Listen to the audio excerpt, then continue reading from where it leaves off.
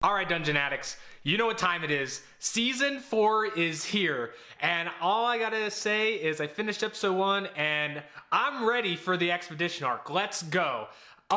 It was such a good episode. Can't wait to discuss with you guys, because this is what we're primarily going to be talking about in this video here. I do want to just briefly say that, yes, we are covering episode by episode of the new season. I know that was probably left up in the air, because usually when a new season is getting announced, we go over some of the info. We'll talk about at least the release date, maybe a little bit of our expectations and what we want to see in the season, or like from the book into the new season going forward. We didn't have that for this one, and a lot of times I feel like, for at least especially for this one, I was like, man, I hate to miss the opportunity for that, but at the same time, I was like, this will be really cool coming back, and this being one of the first videos that we have coming back. So I think what better time to be back. We have the book coming around the corner, and it's just great.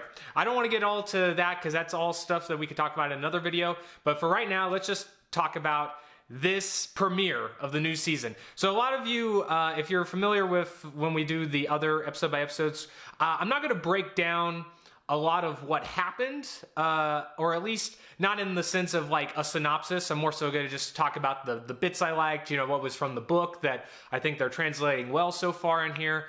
So far, I'm just going to say, animation, super crisp. I digged it. I guess there's so many things I want to talk about, so I guess I'll just go in order like we typically do. So let's just start from the beginning of the episode. I feel like that'd probably be the easiest way to go about it. So starting off the episode, we get kind of a little recap, or just a reiterating of things from Hestia as she's doing the status update for Belle.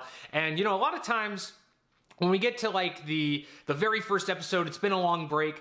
The last thing I want to see is a recap or a reiteration, but I actually really liked it. I think not only was it nice just to have as terms of an emotional buildup, because you know it's been a long time since Danmachi fans have had any content, or at least, you know, like maybe if you're in Japan directly, like you have a little bit more of a flow of content coming. And I guess like if you're a fan of Sword Art Arario, you got a little something. But if you just primarily watch like the mainline series or the anime, it's been a bit. So on one hand, I was having that kind of affect this that I don't typically have with other series. But also, I just thought it was a nice pairing or utilization of that, while you have it backdrop by the status update of Belle. And I think it's such a like, you know, all right, things are gonna now be super tough, because you gotta figure that with Belle at level 4 now, he's come a long way. There's a lot of things that he's faced in the past that at his current level wouldn't really necessarily faze him. I mean, if you just think of, you know, like Aisha being level 4, and how much of that was like a hype deal of him going over somebody, or a struggle going over somebody that was just one level above him. And so I think it's just a nice solidifying factor of like, okay, the bar has been raised. Now there's going to be some stuff that's going to happen, because the Hestia Familia never has it easy. And so you can only imagine what kind of ruin or misfortune or terrible prophecy might be headed over their heads for the events of the season. And I just thought, I don't know, it was just a really enjoyable way of kicking it off, that I was actually surprised that I even enjoyed the way they did that.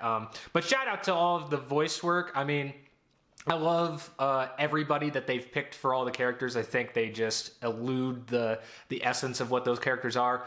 And again, like, Hestia is one of the best characters, and I think she's actually one that I appreciate probably the most out of like the voice talent too, because I think there's just so many different varying degrees that Hestia can be at different times. It's like she can be funny, she can be obsessive, she can be endearing, she can be all of these different things, and the actress just pulls it off really well. I mean, yeah, so I just really like that. After this scene, we get a moment between Belle and Fels, and Fels is talking to him about the Xenos, and I think we don't see it directly stated, but I think it does give kind of the hint towards this, and I think especially people can pick up on this going, you know, right off the gate from the end of season 3, but there is a lot of things that need to be accomplished for the Xenos and humanity,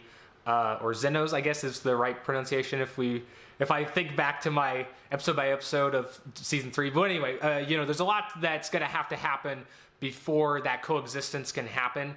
And because of, the whole revelation, I mean, you think of what all Bell and the Hesse Familia and other like-minded humans that have, or I guess even demi-humans have, come to realize is that monsters do have the potential to have that humanity and to be more than just, mindless creatures that have no worth or that are the epitome of like destruction, right? And I think, maybe not necessarily people think, because we had a lot of confrontation with other, primary characters like the guild and or not the guild, sorry, but the other familias and stuff like that, or the, Dix's other, group of people.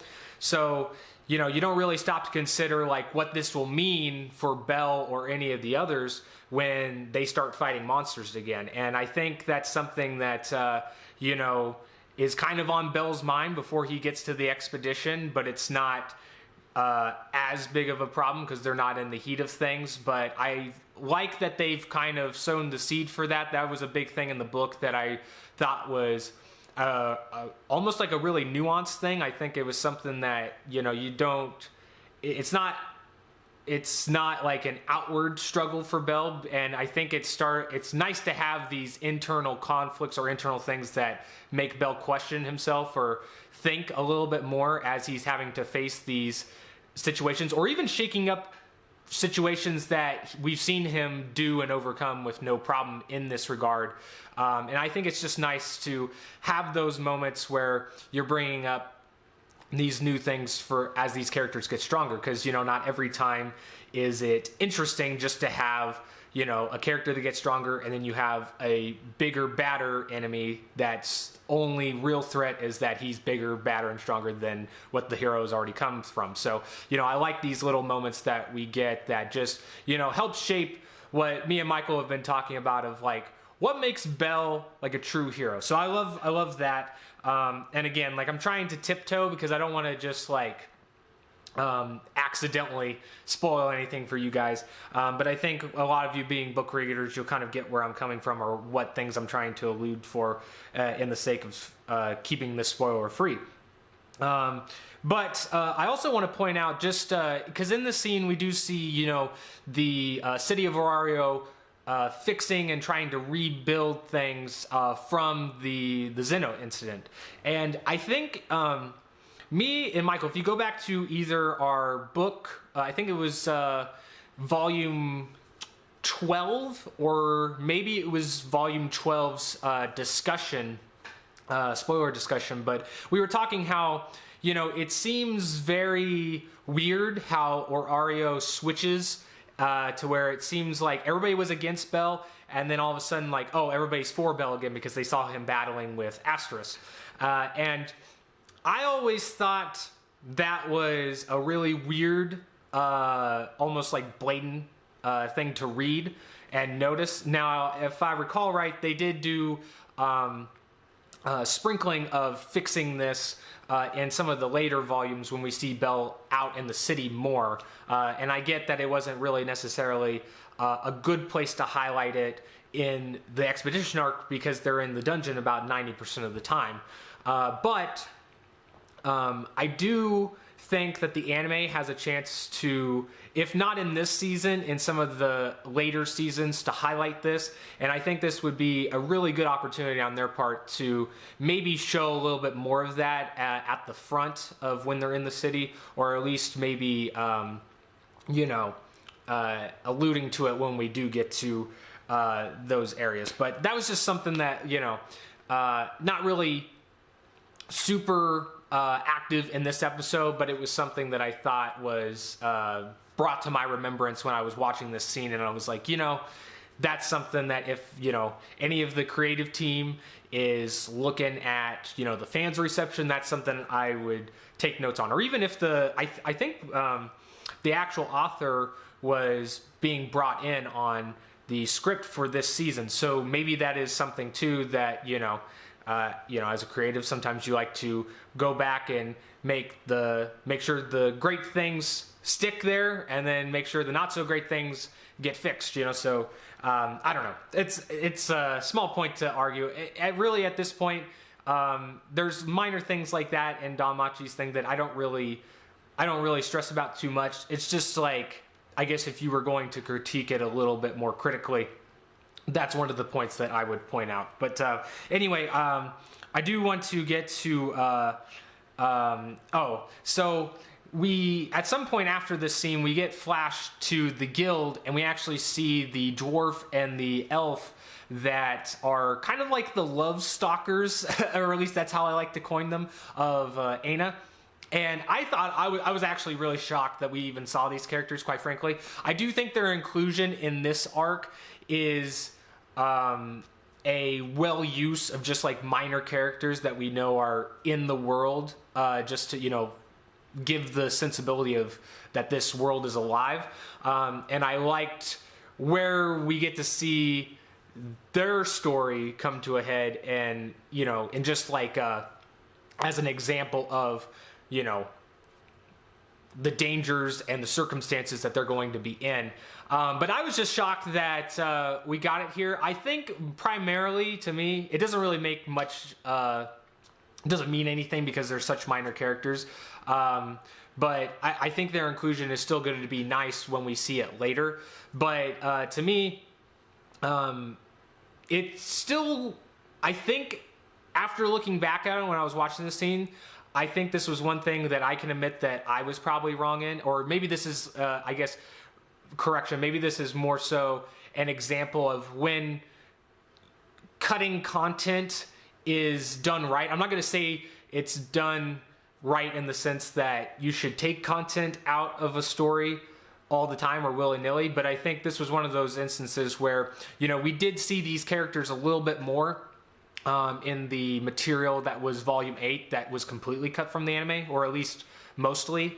I guess they still had like a small section of it with Eyes and Bell, if I recall correctly, if I'm mixing up the seasons. But so I think I forgot where I was going with that point. But I guess primarily just stating that, we don't really need all of the content, but I think a lot of this episode, the reason why it was so good was because we did have, or at least it felt like we had more times for these little moments.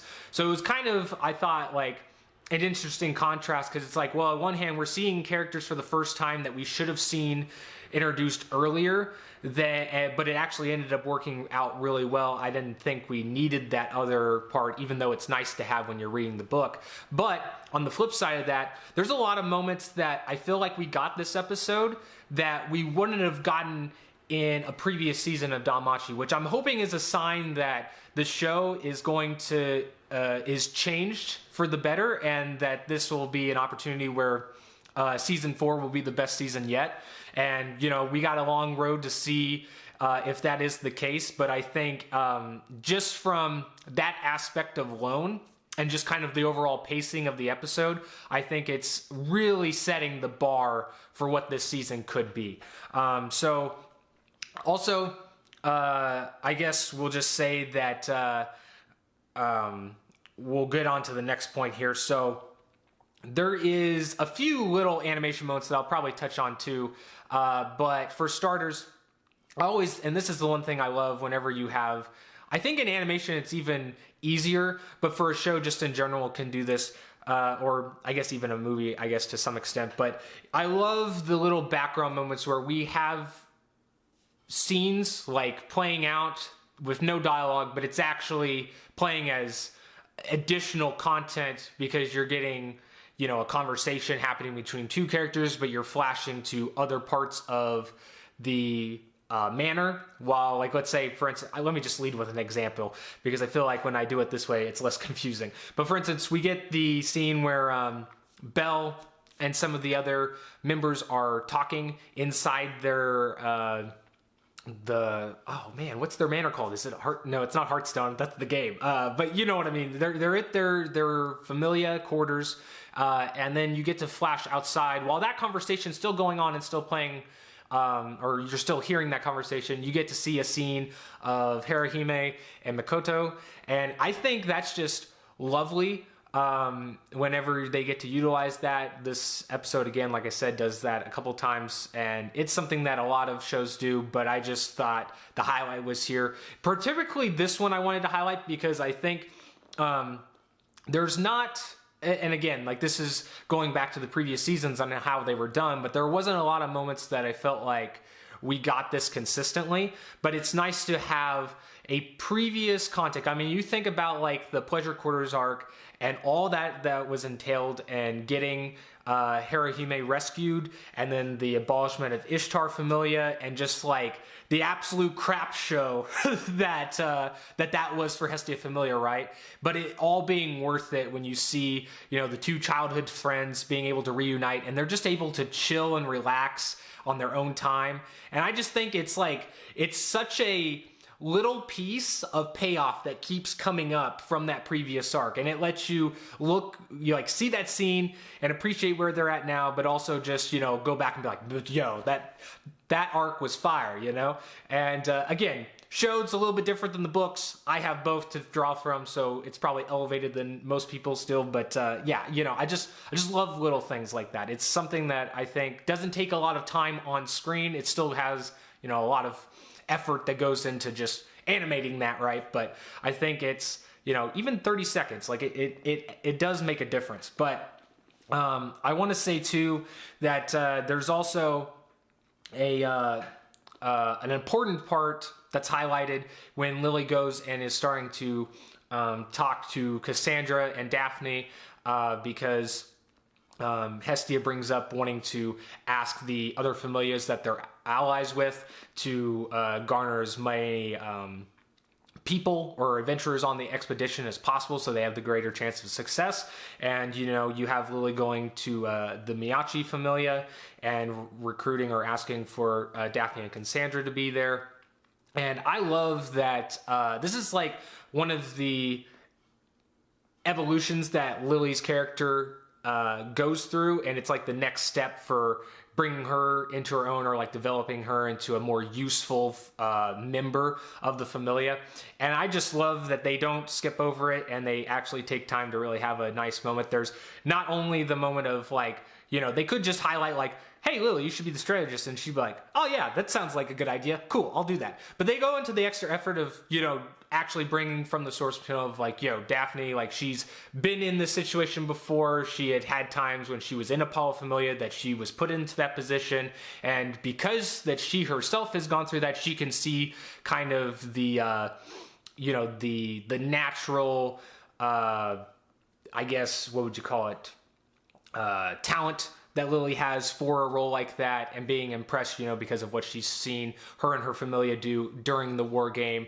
And because she does have that prior experience, she can see that talent, and not only see it, but also nourish it a little bit by giving her pointers. And I think this is a great way of, you know, having a believable change and growth for Lily, but also it just feels like it fits. And I just love Lily in that role too. And I think we're going to see a big highlight of that. And I also do love the little mention of level 1 and her being, you know, in a tight spot because of her level in this. And I think a lot of book readers will just be like, So, you know, that's all great and good. So moving on, I do want to say, again, like I said before, there's a lot of little moments in this episode that lead it to be so good, and I think it's such a refreshing and like victorious change of pace for the show, because I think it's much more in line with one of the main reasons why I love the book series so much, and that is with these moments. But moving on, I do want to highlight my main boy. Oh man, I love this guy. Welf is still... it's so hard. Like if somebody was to tell or ask me what my favorite character or who my favorite character in Danmachi is, it'd be a hard pick. But Welf would most surely be in the top 3. So Welf has a great scene. I just love the Welf's whole vibe as a character, you know, like what motivates him and where his stance is for what he does for his family or his friends. But I do love this moment where Welf's just like, he's sitting away, he's working hard for making all of the new weapons and armor for the Familia, and Oka comes in, he's like, yo, I need a new weapon. And Welf's like, oh, you want the good stuff? Well, I don't come cheap. And the audacity of this man Oka, it's just like, I at least get a discount, right? And I just love Welf, man. He's just so real. He's just like fat chance. And we get a loop about that at the end of the episode. But you know, Welf's just like the mainstream here. He has a lot of great highlights going forward in this arc, and there's going to be some really cool stuff for not only him but several other characters. Which, speaking of, we get the other highlight of Aisha and Harahime with with the Grimoire, which if people remember what that is, oh man, that's gonna be awesome. So, you know, having Aisha telling Harahime that she needs to focus on learning new magic, and what better way to do that than with cheat codes, right? So yeah, I can't wait to see the reaction that people that haven't read the book have to what this might mean, or what the reveal for this will be later this arc. It's if you thought her other magic was OP, dear Lord. So moving on from that, we get Belle preparing by studying and having knowledge, kind of taught to him from Aina at the guild headquarters, going over all of the new dungeon information of the floors that they're projected to be exploring throughout the expedition.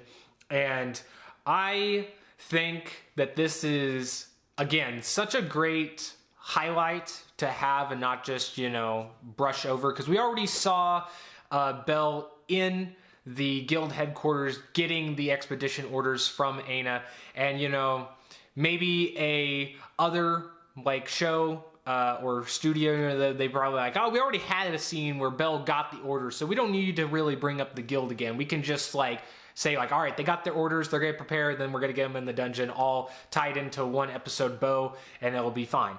But I love that we actually do get a scene of him being back at the guild, learning as much information as can. Again, this is all in the book, but it's just another great thing to have in the show to, I guess, rekindle the same essence that you have in the book. But I think it's also just a great moment for getting book fans hyped, because obviously what's going to come and how important this scene is for their survivability, and I just love it. Now, the one thing I still am not buying, though, is Aina's feelings. Never been a huge fan of this character, never really understood why this character has to necessarily fall in love with Belle, or be at least have a crushing relationship with him. I always thought the almost big sister vibe that she has with him, and teaching him things about the dungeon, and kind of being protective about him going on, was a much better and more, I think, enjoyable dynamic than her just being another throwaway girl that's not going to end up being with Belle, but we have her there for whatever reason. So I love the scene. Parts of her character specifically, I still question where that's supposed to go, or why that's even there. But hey, it's in a lot of stuff, so what can you say? But again, I really do like that overall scene. But I will say, whose feelings I will support 100% every single day, or any day I should say, is Hestia, because that's her in the next scene, and it's just kind of like a roller coaster of all of the things that make Hestia. And whenever she goes on a little tirade of why she loves Belle, or how she's all gushy over him, that's just Hestia, and I love it. Now, again, if you want to see our thoughts here on the channel of who Belle should be with, this is a perfect plug for, you should watch the video titled "Who Will Win Bell." I think we have 2 parts of this like series, I guess you could call it. But I think that really highlights a lot of the things. But I just want to say that I think there's a lot of things that seeing the gods like come together and do is just always fascinating, because it's such a contrast seeing gods that are benevolent and actually love their children and care for them and want them to do the best thing, and then you see the other gods in the series and they're plotting to just mercilessly kill or take people's against their will. And so it's a nice little levity and the dark things that are about to come. So that's another thing too. You might as well get it while you can. Now, to sum up or wrap up all of this this video, I know it's sad, but hey, you're going to get me for another couple episodes at least. We do get the suit up, and with everybody in their new armor, they're looking tight. I think this is one of the things that I appreciate most visually out of a show. A lot of times, it's like, yeah, the animation can be pretty, and it's something that I think is always a benefit to have. It's never a crucial element, but it's always a benefit to have. But I think more so is just the it's just the art in general. I think that's the biggest thing too whenever you go from a light novel to a manga, right? Obviously you're sacrificing a little bit because of the format of that medium, but I think it's just something that, I guess, when you read a novel, or at least when I read a novel, there's a lot of probably those details of different armor or whatever that either you yourself maybe sometimes, overlook, or maybe it's just that the description in the book is like, yeah, it's new armor, but I'm not going to describe like what that armor looks like. But in an anime, you get to have the new drip, and you can appreciate that looks tight. Oh, I can't wait to see them looking like that in the new action sequence or this thing that they got to do. And I think, it just keeps it fresh. It's just really nice to see, like I said. And it's one of the things that I think always surprises me is when something looks different than when I envision it in the book.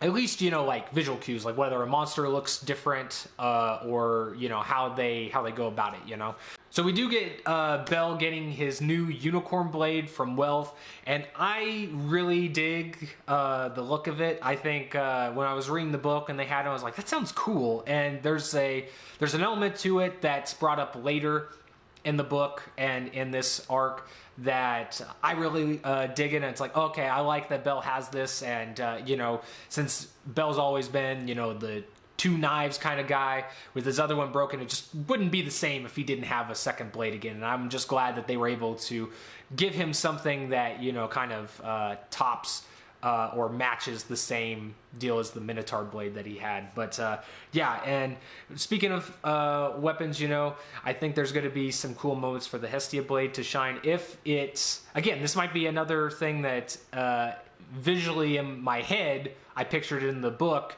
might be different for the show, but if it is how I kind of read into it, no pun intended, but I think it will be cool, a cool way for the Hestia blade to shine in a different light, because I think that might be some people's things with the Hestia blade is like, yeah, like, like the Hestia blade's like cool and all because of like the stat thing it has, but and like that it grows with him and matches his level, but like, why does it have to look so uninteresting compared to a lot of these other dudes' weapons, but I think they're able to kind of balance that here in a moment coming up. But I'll love to talk about that when that episode comes up. But anyway, the only thing I will say in closing is a killer sequence at the end, and I love I love that there's a moment where Bell's going to be using Argonaut.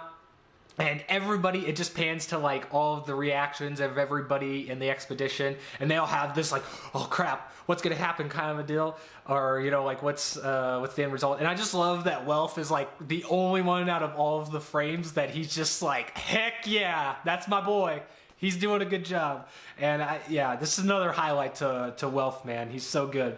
But we also get a little, I like to call them cliffhanger teases, because it's something that, it's the very last shot of the whole show, or of the whole episode, but it's a tease to what's to come. And it appears to be Asteris dragging an adventure, but I think this might be a little throw off because we book readers know what one of the main threats is going to be from book 12, and I personally think it is that. But I'll always take more Asterisk content. What can I say? I'm waiting to see my Minotaur come back.